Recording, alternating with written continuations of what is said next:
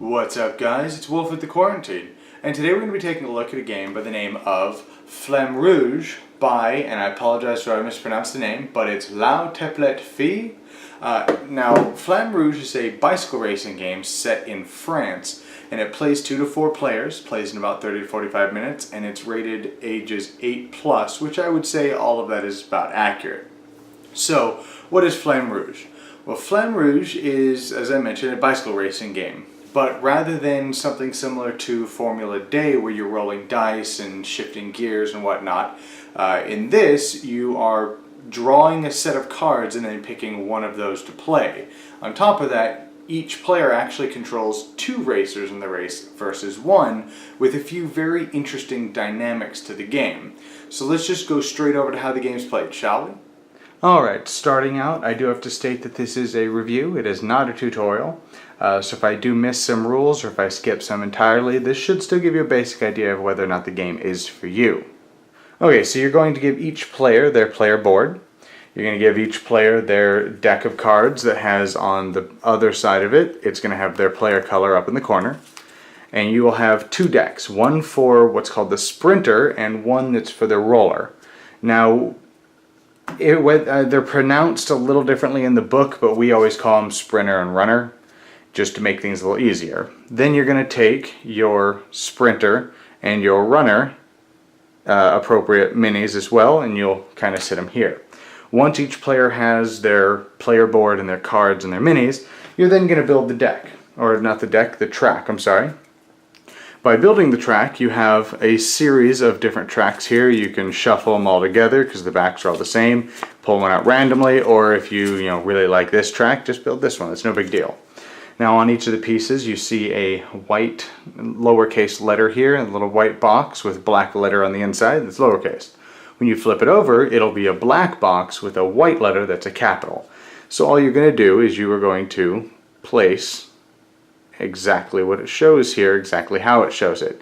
Now, every game that we've played, you always use every track piece, whether you use the lowercase or the capital side.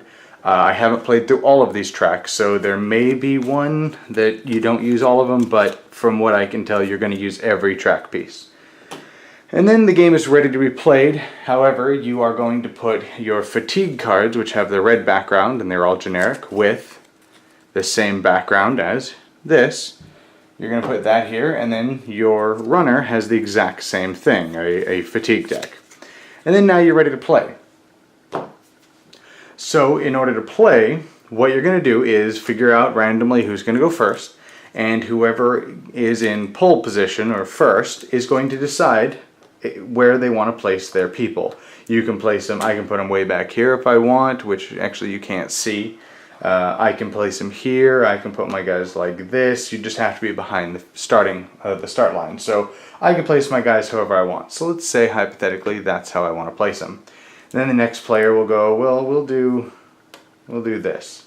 And the next player will go, okay, we'll do this, and then this, which is off screen, it's right behind this guy.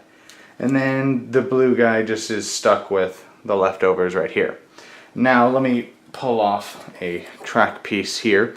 On the tracks, you'll notice, this is probably the best place to show you, you have one side that has a double line, one side has a single line. This is basically the inside of the track. So anytime you would end your movement at all on the single line, your player will automatically shift over to the double line. So if he was here and then I move up to this, obviously I can't shift over. But if I moved up to here, I would then for free shift over, just to make things a little simpler. But then once everybody's set up their little pole position here, now you guys are ready to go. So what you're going to do is you will choose, do you want to do the sprinter first or the runner first? You're going to decide which one of these 2 that you want to choose first. And when you decide that, you're going to take 4 cards off the top of that deck, and you will look through them and go, okay, which one of these do I want to play? And that's actually a pretty good hand. So what you're going to do is now you're going to choose one of these cards to go ahead and play, and this is the number of spaces you're going to go. So it's pretty simple. So we're going to make our sprinter go 9 spaces. So you're going to play this face down. You'll take the rest of these, put them face up on the bottom of the deck, so that way you know when it's time to reshuffle. Then you'll go to your runner, or if you start with the runner, you'll go to the sprinter. You'll do the same thing. You'll take 4 cards, flip them over, and go, okay, well, he's going 9 spaces, and I'll explain in a minute why it's important to try to keep them together. But let's say he's going to go 7 spaces. So take that, put it here, put these face down. And then now you're ready. And once everybody's got both their cards out, then everybody reveals them. So we got a 9 and a 7. So then, starting with pole position and starting on the inside of the curve, you're going to make your movements. So my runner is who's up front, or sorry, my sprinter is who's up front. So he's going to go 9 spaces. So he goes 1, 2, 3, 4, 5, 6, 7, 8, 9. And then black, let's say he went 6 spaces, so he would go 1, 2, 3, 4, 5, 6. So he went 6 spaces. So because he ended there, he's going to go ahead and shift over. You can move diagonally because it doesn't matter. You're always going to shift over anyways.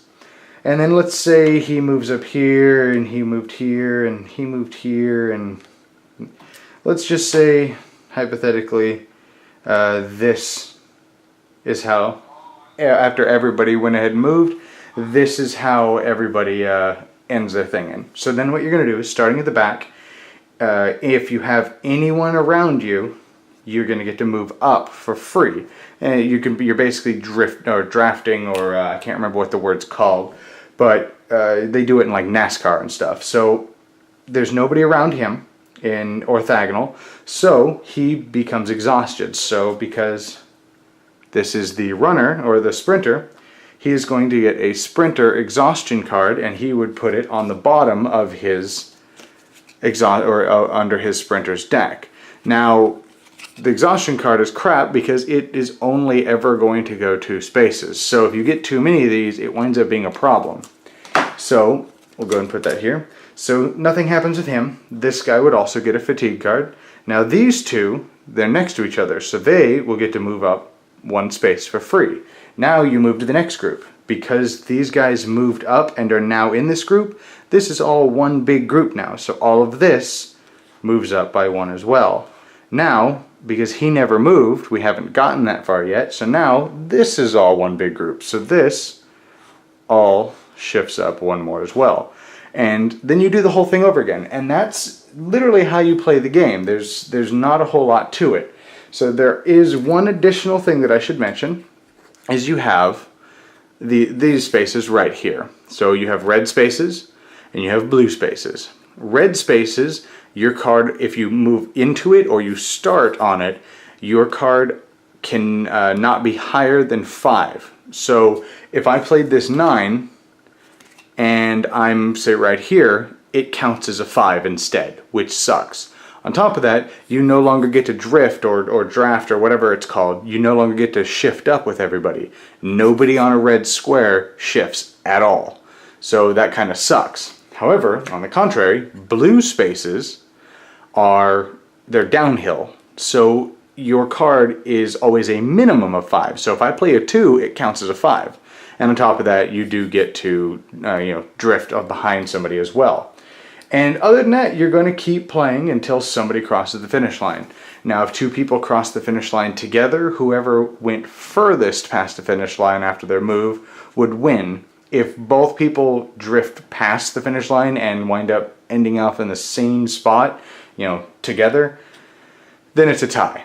But that is how you play Flamme Rouge. It's a pretty simple little game, so let's go over to my final thoughts, shall we? Alright, Flamme Rouge. Well, when I first contacted the designer for Flamme Rouge to try to get a review copy, I was pretty excited when they agreed. Because another one of the games that I like is Formula Day that's sitting right over here. I really enjoyed the game, but it's very heavily luck-based.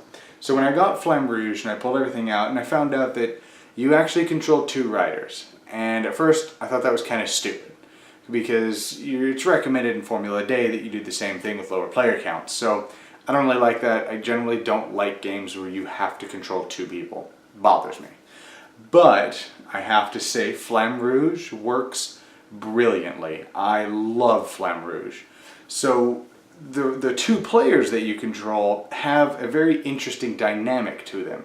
Because do you try to keep them together so you always slipstream, Or do you try to get them in everybody else's group, so then you slipstream, separately from each other? Or do you do a combination of the two and try to chain your slipstreams so you just always get this one big blob moving around? And it's really cool because only one of your riders have to pass that finish line. So you can use them in unison to try to chain off each other, stuff like that, and it's really, really cool. And then the fact that, in theory, you could probably make your own tracks. I haven't tried this, but you could probably just make your own tracks. You don't have to use theirs. Just make sure you use every tile. Because throughout the course of the game, when the cards that you play, that this is the number I'm going to go, that's removed from the game. So your deck is going to get smaller and smaller and smaller, and your number of options are going to get smaller and smaller and smaller. So that's why those fatigue cards suck so badly, is later on in the game you pay for having to do that. But through the end of the game, once you get to past the finish line or close to it, you're probably looking at like 6 or 7 cards left in your deck. You're drawing 4 of those. So it's very interesting because, generally speaking, towards the later end of the game, you just have your crappier cards. And you're just trying to squeeze out that last little bit of juice to get past that finish line better than anybody else. And I love the game. I cannot recommend this game enough. However, the game does have some problems that we found. Biggest issue are the miniatures. You have your runner and your sprinter, which again, I can't remember exactly what they're called, and I can't pronounce it anyways, but you have your runner and your sprinter. It's very difficult to tell those two apart. They look almost identical, except one is a little more upright and the other is crouched down. Maybe they could have done maybe a square base and a round base, or maybe give one of them a stripe or something. If you do pick up the game, I recommend painting maybe the hat of one of the guys a different color or something. That way, just so it's easier to tell who's who apart.